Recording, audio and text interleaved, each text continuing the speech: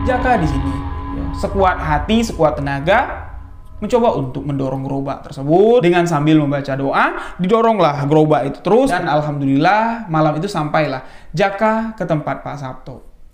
Di parkiran gerobak ini masih kosong karena ya masih senja sekali, belum terlalu larut.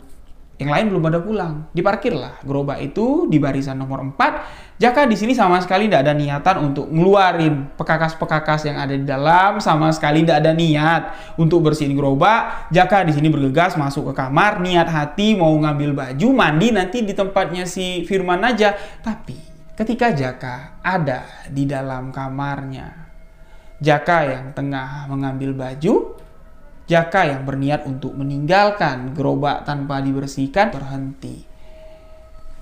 Lagi-lagi di sini, sosok perwujudan pocong itu menyatakan diri di hadapan Jaka.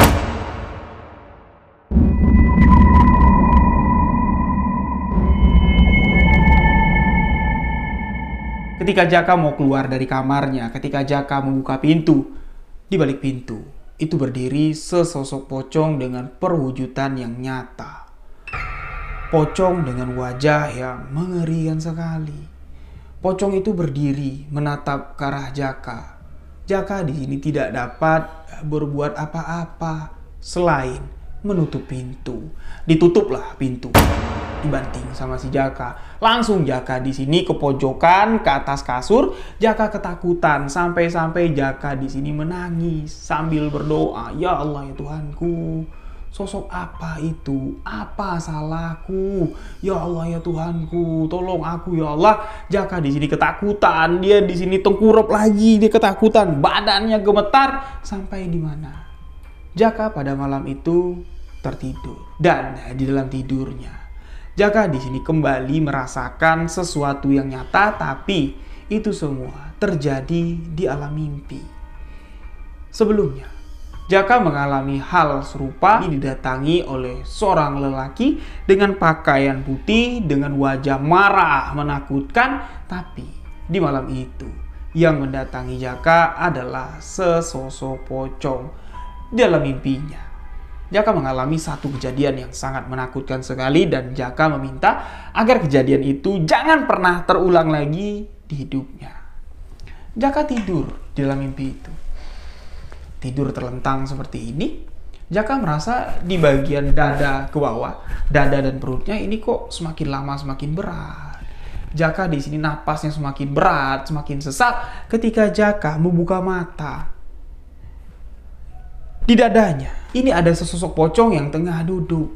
Ketika Jaka membuka mata, sosok itu menoleh ke arah Jaka. Sosok itu berbicara, mengatakan sesuatu kepada Jaka.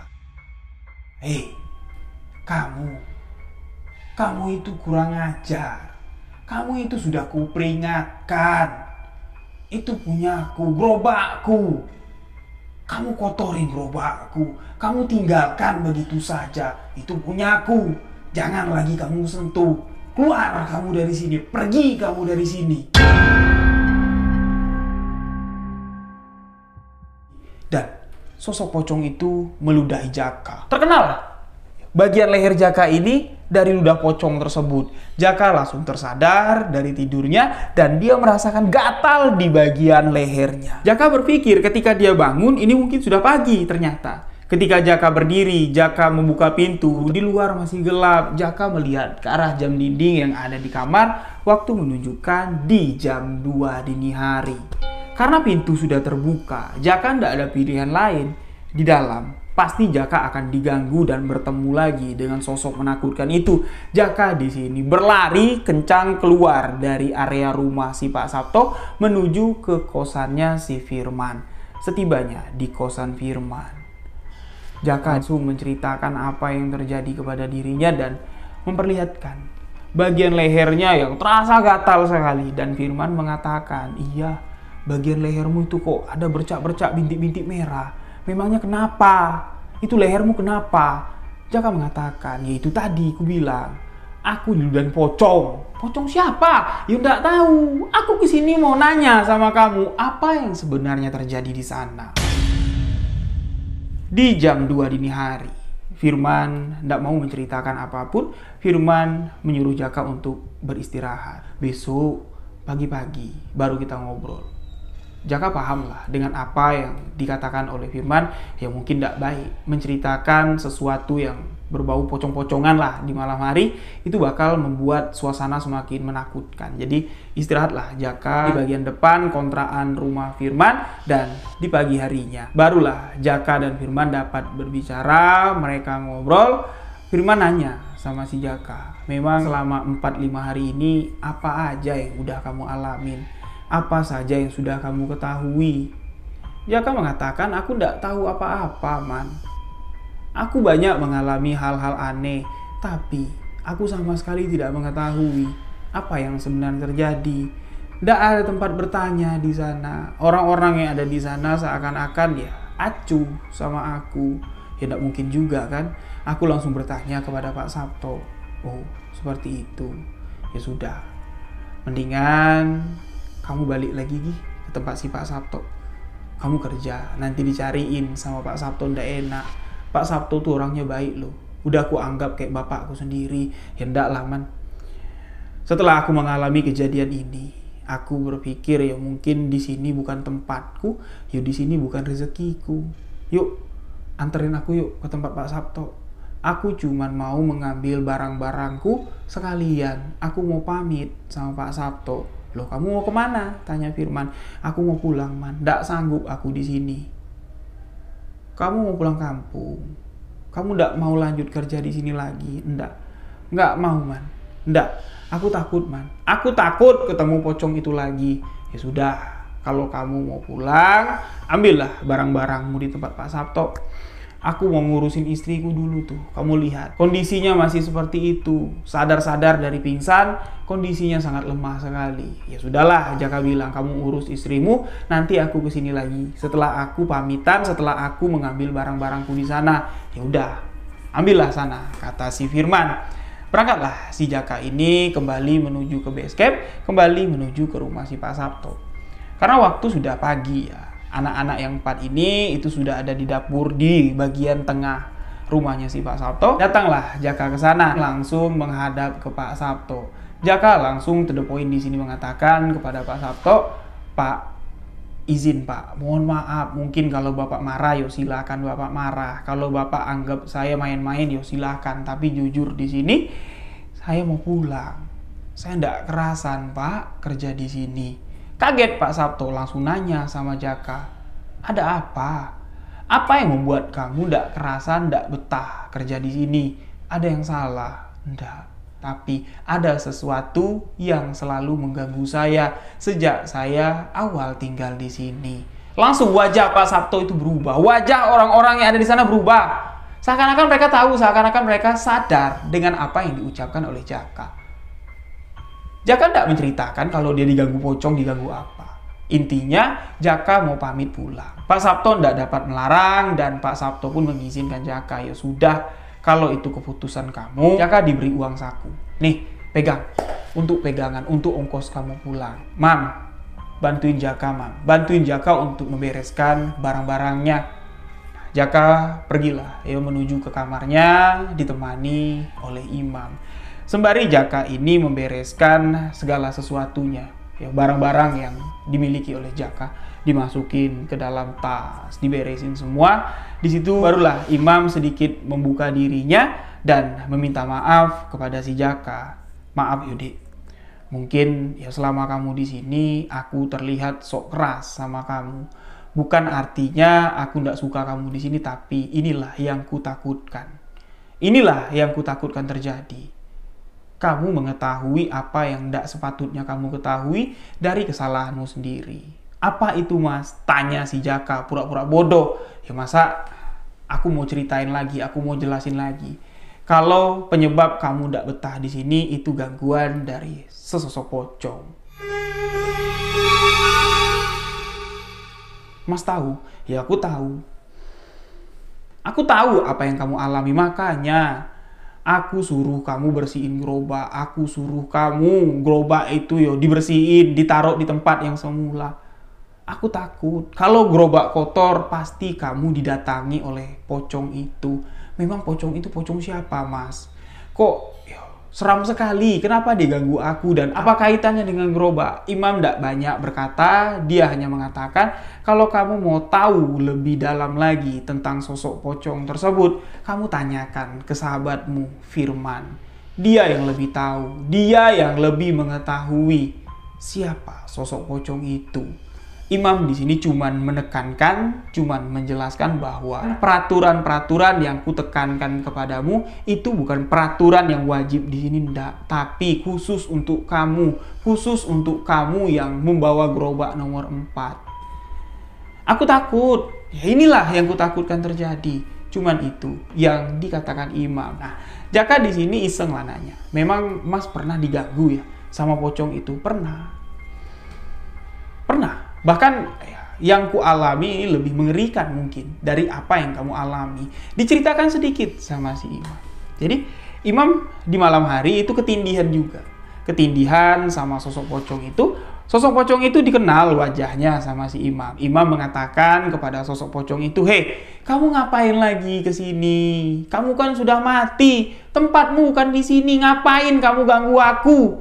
Apa salah aku sama kamu? Kamu sudah mati, pergi ke duniamu." Itu yang dikatakan Imam. Tapi sosok pocong itu menjawab,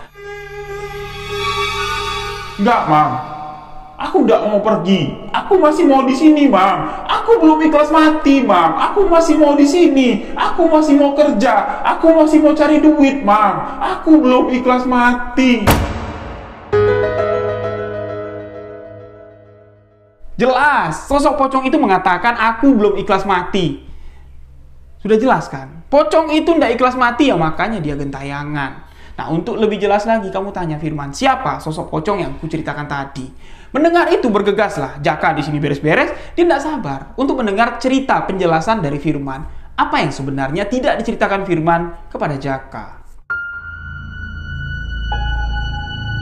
Setelah Jaka membereskan barang-barangnya, setelah Jaka berpamitan dengan Pak Sabto dan istri, Jaka langsung bergegas ke kontrakan Firman. Setibanya di rumah kontrakan Firman, Jaka langsung bertanya, meminta penjelasan kepada Firman. Apa yang sebenarnya terjadi? Apa yang sebenarnya kamu sembunyikan dari aku? Firman tidak dapat mengelak lagi, karena Imam mengatakan kepada Jaka, kalau kamu mau tahu siapa sosok pocong yang menghantuimu, yang mengganggumu, kamu tanya sama Firman. Dia jelas, tahu jelas tentang permasalahan ini. Tidak dapat mengelak lagi lah si Firman, dan akhirnya Firman menceritakan semuanya. Apa yang tidak diketahui oleh Jaka, yang disembunyikan oleh seluruh orang yang ada di tempat Pak Sabto. Diceritakan, awal mulanya Firman merantau ke Yogyakarta, yaitu bekerja dengan Pak Sabto sebagai penjual gorengan. Di tempat Pak Sabto ini tidak seramai sekarang, usahanya tidak sebesar sekarang. Gerobak ini cuma ada 3. Satu gerobak ini dikelola, dipegang sendiri sama Pak Sabto dan istri. Satu lagi dipegang sama seseorang yang bernama Mas Udin. Dan satu lagi ialah gerobak yang dipegang oleh Firman. Mas Udin yang disebut Firman ini adalah orang kepercayaan pertama dari Pak Sabto. Sudah dianggap seperti anak sendiri oleh Pak Sabto. Masuklah si Firman. Firman di sini berkelakuan baik, rajin, tidak banyak tingkah, tidak banyak ulah. Firman di sini menjadi anak kesayangan dari Pak Sabto. Firman sudah dianggap seperti anaknya sendiri. Usia Firman dengan Mas Udin ini terpaut cukup jauh, yang mana pada saat itu usia Firman ketika bekerja, awal-awal bekerja dengan Pak Sabto, ini usianya masih sekitar 18-19 tahunan. Sedangkan Mas Udin pada saat itu sudah hampir menginjak di usia 30 tahun, kepala 3. Jadi mereka ini akrab sekali lah antara Mas Udin dengan si Firman. Bahkan Firman mengatakan mereka ini tidur sekamar, yaitu di kamar nomor 3. Seiring berjalannya waktu, berkembanglah usahanya si Pak Sabto ini. Banyaklah merekrut orang sampai gerobaknya ada 10 seperti sekarang. Nah, seiring berjalannya waktu, mereka ditempatkan di tempat masing-masing. Mas Udin ini diceritakan karakternya oleh si Firman. Orangnya itu asik, orangnya itu humoris, tapi Jangan membahas tentang perempuan, tentang hubungan lah, hubungan pacaran, apalagi menanyakan kepada Mas Udin, Mas sudah punya pacar atau sudah berkeluarga. Itu akan membuat Mas Udin marah. Dia sensitif sekali ketika ditanyakan hal tersebut. Untuk urusan pribadinya, urusan percintaannya, Mas Udin sangat tertutup sekali. Selebih dari itu, dia orangnya baik, orangnya rajin dan pembersih. Anak-anak yang ada di sana itu diajarkan sama si Mas Udin. Dan Mas Udin paling marah ketika mereka menyia-nyiakan gerobak yang mereka bawa untuk mencari rezeki. Gerobak itu pulang harus bersih. Sebelum berangkat itu juga harus bersih. Gerobak itulah sebagai ujung tombak kalian untuk mencari rezeki. Kalau gerobak itu diterlantarkan begitu saja, kalau gerobak itu rusak, kalian tidak bisa kerja, tidak bisa dapat duit. Bersihkan gerobak setelah pulang, dirapikan semuanya, disusun rapi-rapi sesuai tempat kalian menaruh gerobak. Jangan dipindah-pindah. Ya makanya dari situlah ada urutan 1 sampai 10 dan peraturan gerobak harus bersih. Itu semua dicetus oleh si Mas Udin, ya. Semuanya ngikut karena Mas Udin paling senior di sini dan orang kepercayaan dari Pak Sabto. Mas Udin ini adalah orang sebelum kamu yang memegang gerobak yang diberi nomor 4. Mas Udin lah yang terlebih dahulu membawa gerobak itu berjualan di tempat kamu biasa mangkal kemarin. Di sanalah Mas Udin berjualan gorengan dan di sana Mas Udin ini banyak dikenal oleh orang-orang yang ada di sana karena Mas Udin ini baik, orangnya asik. Dan kamu perhatiin nggak jauh dari tempat kamu mangkal, yaitu di seberang jalan, palingan kisaran 20 meter lah di seberang jalan. Kamu ngeliat nggak di situ ada warkop? Kamu lihat kan di situ ada warung Indomie? Nah, Mas Udin itu kalau siang menjelang sore, dia pasti ngopi di sana. Dan di warkop tersebut ada seorang pegawai perempuan. Itu adalah Ning. Seorang wanita yang sebaya sama kita, seumuran sama kita. Dan tanpa diketahui Ning, tanpa disadari oleh Ning, kedekatan Mas Udin dengan Ning ini, tanggapan dari Mas Udin itu beda. Mas Udin menganggap kalau Ning itu layaknya seperti pacar. Sedangkan Ning sama sekali tidak menganggap seperti itu. Karena Mas Udin tidak pernah menyatakan cinta dan tidak pernah bicara sama Ning, ngobrol sama Ning ke arah-arah sana tuh tidak pernah. Malah Mas Udin ini ngomongnya sopan, memberikan pandangan masa depan karena dia sudah lebih dewasa ya. Jadi Ning ini dengerin aja apa yang diceritakan oleh Mas Udin. Dan Ning di sini menganggap kalau Mas Udin itu layaknya seperti abangku sendiri. Tapi kedekatan Ning dan Mas Udin ini salah persepsi antara dua sisi. Ning menganggap perasaan Mas Udin ini seperti perasaan abang dengan adik, dan Mas Udin menganggap kedekatan mereka ini layaknya seperti hubungan pacaran. Dari situlah permasalahan ini bermula. Diam-diam Mas Udin ini menyimpan hati kepada Ning tapi salah memberikan signal. Jadi Mas Udin ini cinta dewek kalau kata orang Jambi. Ya, terbuai sendiri di dalam perasaannya tanpa lawan jenisnya ini tahu. Jadi mulai dari kedekatan itu, Mas Udin ini semakin giat dia bekerja. Semakin giat bekerja, dan ketika ngobrol sama kita-kita yang ada di base camp, obrolannya itu tentang masa depan. Dan Mas Udin mengatakan kalau dia mau menikah, yang selama ini jangankan bilang mau menikah, ketika pembahasan tentang hubungan aja, Mas Udin pasti lari, pasti marah. Dia tidak mau membahas tentang itu, tapi tidak tahu kenapa Mas Udin bilang, aku sekarang lagi nabung, sebentar lagi aku mau menikah, aku sudah ketemu pujaan hatiku. Ditanyalah sama anak-anak, Firman pun bertanya, siapa Mas? Kenalin dong sama kita. Nanti kalian juga tahu sendiri. Kalau aku sudah jadi nanti, sudah nikah nanti, pasti ku kenalin sama kalian. Orang mana Mas? Orang dekat sini apa di kampung? Dah, kalian tidak perlu tahu. Jadi tidak ada yang tahu siapa cewek yang ditaksir, yang ditargetkan nikah sama si Mas Udin. Nah, seiring berjalannya waktu, Firman ini kan sering ke pasar, nemenin istri Pak Sabto, dan di pasar tanpa sengaja Firman bertemulah dengan Ning, kenalan sama si Ning, dikasih tahu sama si Ning, aku kerja di warkop. Nah, mulai dari situ Firman menjalin hubungan dekat sama si Ning, walaupun Firman tidak sering ya datang ke warkop karena Firman kan mangkalnya jauh gorengannya, tapi mereka ini sering bertemu dan akhirnya mereka menjalin hubungan asmara tanpa Mas Udin ini tahu. Firman, teman sekamarnya, teman sesama kerjanya, ini sudah berpacaran dengan Ning, wanita pujaan hatinya. Firman pun tidak cerita-cerita sama siapa-siapa kalau Firman berpacaran dengan seorang perempuan di sana. Ya, jadi main diem-dieman aja semua ini sampai di mana ada satu masalah yang menyebabkan hubungan Firman dengan si Ning ini terbongkar. Ning di sana ini tinggal ngekos, ngontrak lah di sekitaran warkop tempat dia bekerja. Pada satu malam, Firman ditangkap di kosan Ning, dan dari pengakuan warga yang menangkap Firman di kosan Ning, mereka mengatakan kalau Firman ini sedang melakukan sesuatu yang tidak senonoh. Ya, mereka ini bukan pasangan suami istri, tapi mereka dua-duaan di kamar kos dengan keadaan pintu tertutup. Ditangkap lah, digerebek lah si Firman ini. Firman mengatakan kalau dia perantauan, di sini dia bekerja dengan Pak Sabto. Pada saat itu, warga yang ada di sekitar sana rata-rata semuanya kenal dengan sosok Pak Sabto.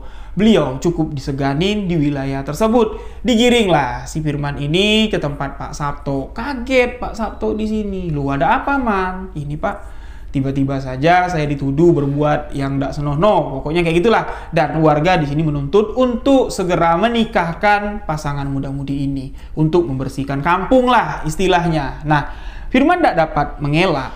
Ya, kalau mengelak ya berabe urusannya. Pak Sabto pun di sini cuma dapat menuruti apa yang diinginkan warga biar emosi warga ini tidak memuncak. Firman ditanya sama Pak Sabto, kamu mau hubungin orang tua kamu dulu ndak? Firman mengatakan jangan Pak, nanti semuanya jadi berabe. Ya biarlah aku jalanin semua ini sendiri dulu. Dan Pak Sabto pun di sini membantu Firman karena beliau sudah menganggap Firman ini sebagai anak kandungnya sendiri. Dan di keesokan paginya dinikahkanlah Ning dan Firman. Ketika kabar Ning, pujaan hati Udin, ini menikah dengan Firman, teman sekamar Udin, teman satu kerjaan, teman curhat, teman ngobrol. Udin di sini merasa sakit hati. Udin merasa dikhianati. Udin ngamuk di base camp. Udin di sini teriak-teriak mencari Firman sampai-sampai istri Pak Sabto ketakutan. Pak Sabto lah yang mencoba menenangkan Udin dan mempertanyakan di mana titik masalahnya. Din, diceritakanlah sama si Udin. Ya itulah Pak, istrinya Firman itulah, wanita itulah yang ku bilang kemarin sama Bapak, wanita itu yang akan kunikahi. Loh, wanita itu kok malah jadinya sama Firman, kok malah dua-duaan sama Firman? Ya aku nggak tahu, mungkin Firman sengaja nyalip pacarku. Nah, ditanyalah, dikonfirmasi, ditemuin mereka bertiga. Ning mengatakan, ya aku kenal dengan Bang Udin, tapi Bang Udin nggak pernah menyatakan cinta sama Ning. Ning sama sekali nggak sadar kalau Bang Udin itu suka. Bang Udin setiap datang ngobrol masalah tentang kehidupan, menasehatin Ning. Ning menganggap kalau Bang Udin ini layaknya seperti abang Ning, seperti orang yang mau melindungi Ning. Nggak ada maksud hati Ning mau menyakiti hati Mas Udin. Dan di situ baru sadar semua kalau Udin ini salah kasih sinyal. Cinta bertepuk sebelah tangan. Semenjak hari itulah Firman disuruh keluar dari base camp. Kamu tinggallah sama istrimu. Kalau kamu tinggal di sini berabe nanti. Kamu bisa berantem nanti sama si Udin. Dah, kamu keluar. Kamu cari kontrakan, kata si Pak Sabto. Nah, Udin di sini mulai uring-uringan. Ya, dia ingin membuktikan kalau dia bisa lebih dari si Firman. Dia bisa ngumpulin banyak duit. Ingin ditunjukin sama si Ning. Ya berharap kalau Ning ini berpaling sama si Udin. Tapi segala upaya yang dilakukan sama si Mas Udin ini sama sekali tidak mencuri perhatian Ning. Karena Ning ini cinta, memang pacaran sama si Firman. Sedangkan dengan Mas Udin sama sekali tidak ada perasaan. Nah, saking kan giatnya Mas Udin ini nyari duit, pikirannya di sini terkuras, batinnya di sini sakit. Akhirnya kondisi kesehatan Mas Udin pun drop. Pada suatu hari Mas Udin jatuh sakit dengan kondisi yang sangat memprihatinkan sekali. Di kondisi sakitnya itu, Mas Udin masih tetap mau kerja. Sampai-sampai Pak Sabto dan Bu Sabto di sini yang turun tangan masuk ke kamarnya Mas Udin untuk menasehati. Din, kamu sakit, nak? Nggak, Pak. Aku nggak sakit. Bohong. Lihat tuh badanmu kurus, kering, wajahmu pucat seperti itu. Istirahat. Nggak usah kerja. Nggak, Pak. Aku mau kerja, Pak. Aku mau ngumpulin duit buat nikah. Nikah sama siapa? Sudahlah, nak. Dunia tak selebar daun kelor. Jangan kamu berpikir seperti itu. Kerjamu harus diimbangi juga dengan kesehatanmu. Kamu istirahat. Yo, dah, aku mau kerja, Pak. Melihat kondisi Mas Udin yang semakin parah, Pak Sabto pun di sini menyarankan sama Mas Udin, kalau di sini Din, kamu tidak ada yang rawat, tidak ada yang jaga. Aku, ibumu, sibuk. Lebih baik kamu pulang kampung ya. Sampai nanti kondisimu membaik, ya kamu ke sini, kerja lagi di sini. Tidak Pak, aku tidak mau pulang kampung. Aku mau kerja Pak, aku mau ngumpulin duit, aku mau nikah. Cuman itu yang diucapkan terus sama Mas Udin, tapi Pak Sabto di sini memaksa. Karena kondisi Udin ini sangat memprihatinkan dan takut ada sesuatu yang terjadi, Pak Sabto yang harus bertanggung jawab. Dia tidak mau. Ya, Pak Sabto sudah perhatian sekali sama Udin, tapi anaknya aja yang keras kepala. Dibawalah si Udin ini pulang kampung, dipaksalah jatuhnya dengan mobil si Pak Sabto. Imam lah yang turut mengantarkan Udin pulang kampung. Sesampainya di kampung, Udin dinasehatin lagi sama ibu bapaknya dan Pak Sabto berjanji, kamu jangan takut Din. Kalau kamu sudah sembuh nanti, kamu bisa balik kerja di tempat Bapak. Nggak, Pak. Nanti orang lain yang bawa gerobakku, Pak. Aku sayang, Pak. Nanti rusak, Pak. Nggak, Bapak janji. Selagi kamu masa pemulihan di sini, gerobakmu itu akan tetap terparkir di sana. Tidak ada orang yang boleh membawa gerobakmu. Bapak janji. Nah, mendengar janji Pak Sabto inilah Mas Udin ini cukup merasa tenang dan ya dia mau beristirahat di kampung untuk masa pengobatan dan pemulihan kondisinya. Pulanglah Pak Sabto dan Imam ini pulang ke tempat mereka. Sampai di mana 2 minggu kemudian dapat kabar dari kampungnya si Mas Udin, kabar duka, mengatakan bahwa Mas Udin meninggal dunia. Kabar itu diterima oleh Pak Sabto dan keluarga beserta rekan-rekan yang bekerja di sana. Mereka pun turut berbelasungkawa. Mereka pun di malam Udin meninggal dunia di tempat Pak Sabto ya, itu diadakan acara yasinan dan mulai hari itulah gerobak Mas Udin di sini tidak ada yang menyentuhnya. Mas Udin meninggal dunia dengan permasalahan tersebut. Itu yang dijelaskan oleh firman. Nah, jadi sudah jelas nih permasalahannya. Siapa orang yang sebelumnya bawa gerobak nomor 4? Dan orang yang pertama menyentuh gerobak nomor 4 itu adalah Jaka. Wajar. Sosok arwah dari Mas Udin yang penasaran, yang belum ikhlas mati. Ini gentayangan menghantui Jaka. Tepat 1 bulan lebih, hampir masuk 2 bulan. Setelah meninggalnya Mas Udin, barulah Jaka bergabung bekerja di tempat Pak Sabto dan disuruh bawa gerobak nomor 4. Gerobak dari Mas Udin. Nah, jadi dari Mas Udin meninggal pertama sampai Jaka menyentuh gerobak tersebut, bukan tidak ada kejadian-kejadian aneh di sana. Kejadian-kejadian aneh itu sudah mulai terjadi. Mereka yang ada di sana semuanya mengalami gangguan dari pocong Udin. Mulai dari Pak Sabto, istri Pak Sabto, rekan-rekan yang ada di sana. Yang paling parah yaitu tadi Imam. Tak luput juga Ning, istri dari Firman. Ini turut juga mengalami gangguan dari pocong Udin. Nah, itu tadi gangguan dari Imam. Dia bertengkar dengan sosok Udin. Imam mengatakan, sudah Din, kamu itu sudah meninggal. Kamu tidak layak, tidak pantas lagi di sini. Pergi kamu ke alam kamu. Udin mengatakan, belum, aku belum ikhlas mati. Itu yang dikatakan Udin. Dan Udin sering gentayangan, memang sosok pocong itu sering terlihat. Ya, kalau malam, kalau ada suara-suara aneh di gerobak nomor 4, mereka ini udah tidak asing lagi. Mereka udah ndak panik lagi mendengar itu suara apa, pastilah itu ulah dari pocong Udin. Nah, di sini kenapa mereka lebih memilih diam dan tidak menceritakan kejadian ini? Karena ketika salah satu dari mereka menceritakan kalau teror pocong Udin ini nyata, Udin itu sudah mati, gentayangan jadi pocong, bisa dipastikan orang tersebut akan didatangi oleh Udin dan Udin mengatakan, jangan sembarangan ngomong, aku belum mati. Aku belum ikhlas mati. Jadi makanya mereka lebih memilih untuk diam. Mereka sadar dari hari pertama Jaka di sana, Jaka diteror oleh pocong Udin. Mereka sadar, tapi mereka pura-pura tidak tahu, tidak mau bilang kalau itu pocong Udin. Takut. Mereka yang malah dihantui oleh pocong Udin. Itulah sebab kisah ini disimpan oleh orang-orang yang tahu pocong Udin gentayangan, orang-orang yang ada di tempat Pak Sabto. Setelah Jaka mendengar itu semua, Jaka di sini mengelus dada, mengusap muka, sembari mengucap takbir. Syukur, aku baru 5 hari tinggal di sana. Mungkin kalau sempat sebulan, aku bekerja di sana, menempati kamar angker tersebut Bisa-bisa aku yang nyusul jadi pocong. Dan akhirnya Jaka memutuskan untuk pulang, meninggalkan Firman dan istrinya di sana. Satu pesan Firman untuk Jaka, pulang nanti ke kampung, kamu jangan cerita kalau aku sudah menikah. Tunggu waktu yang tepat nanti, biar aku membawa istriku langsung berkenalan dengan ibu dan bapakku. Jangan ada satu orang pun yang tahu, aku minta tolong. Itu yang dikatakan oleh Firman. Nah, baliklah Jaka ini ke kampung dengan memegang apa yang diamanatkan oleh Firman. Jadi setibanya di kampung, bapaknya Jaka nanya, cepat sekali nak kamu merantau. Nggak cocok mak. Kangen sama masakan mak, nggak bisa makan makanan selain masakan emak. Itulah alasan yang diberikan Jaka kepada ibu dan bapaknya, tanpa Jaka menceritakan apa yang sebenarnya terjadi. Dan itulah akhir kisah perjalanan Jaka bekerja di Yogyakarta dan diteror oleh sosok Pocong Udin. Bekas ludah dari Pocong Udin itu lama sekali baru hilang, gatal dan baunya busuk sekali.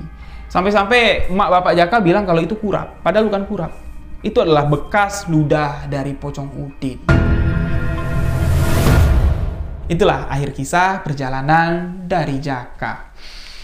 Terima kasih untuk sahabat yang telah mengikuti part pertama. Mohon maaf kalau part kedua ini nyusulnya lama sekali. Di sini saya bukan mau beralasan, tapi sedikit menceritakan apa yang sebenarnya terjadi. Jadi, ya, kondisi kesehatan saya memang di awal bulan Agustus itu sudah mulai drop. Tapi saya mencoba untuk konsisten, tapi tetap tidak bisa konsisten. Makanya di bulan Agustus ini jarang sekali upload cerita misteri. Dan terakhir, 4 hari yang lalu setelah saya take kisah Pocong Udin part pertama, di pagi harinya ketika saya bangun ada sedikit gangguan di mata saya sebelah kiri. Jadi ketika bangun membuka mata, saya merasa kalau kok ada bayangan hitam gitu di mata saya di sebelah kiri ini. Saya pikir mungkin kelilipan ya atau ada kotoran. Saya cuci muka, saya kucok-kucok, saya bersihin, kok masih ada gitu. Saya tetesin pakai obat tetes mata, malah masih ada, nggak bersih-bersih gitu kan. Berarti saya simpulkan itu bukan kotoran. Nah, mulai dari situ mata saya mulai merah. Jangankan untuk bisa menghadap cahaya ya, lighting kayak gini, untuk dibuka saja itu perih sekali dan membuat kepala bagian sebelah kiri ini sakit sesakit-sakitnya. Sedangkan mata yang sebelah kiri ini itu semakin kabur pemandangannya, bahkan sampai sekarang. Nah, ketika saya cari tahu ternyata itu ada penyakitnya sahabat-sahabat. Dalam dunia medis itu namanya floaters. Ya, mungkin sahabat-sahabat bisa cari tahu. Dan saya di sini ya minta maaf karena floaters inilah saya tidak bisa melanjutkan cerita di part kedua secepat mungkin. Dan alhamdulillah kondisinya sekarang sudah cukup membaik walaupun floatersnya masih ada. Bayangan hitam itu masih ada tapi udah tidak merah lagi. Dibuka menghadap cahaya itu sudah bisa diterima lah oleh mata sebelah kiri. Dan insya Allah Senin nanti, ya hari Senin nanti saya akan kembali konsultasi sama dokter. Dan jika nanti dokter memutuskan untuk operasi, jalan satu-satunya untuk menyembuhkan mata sebelah kiri saya yang floaters ini, yang ada gangguan ini, ya saya minta izin sama sahabat, mungkin ya setelah operasi beberapa hari saya belum bisa upload cerita misteri, tapi mudah-mudahan saja ada cara lain, ada jalan lain agar mata saya dapat sembuh. Amin ya rabbal alamin. Mohon doanya sahabat-sahabat misteri, semoga semuanya bisa berjalan baik-baik saja dan semoga kita semua selalu dalam keadaan sehat, selalu dalam lindungan Allah SWT, murah rezeki. Amin amin rabbal alamin. Demikian sebuah kisah misteri kali ini. Mohon maaf jika ada salah kata, salah ucap dalam penyampaian kisah ini. Saya Rio Wijaya mengucapkan wabillahi taufik wal hidayah. Wassalamualaikum warahmatullahi wabarakatuh. Salam sebuah kisah misteri.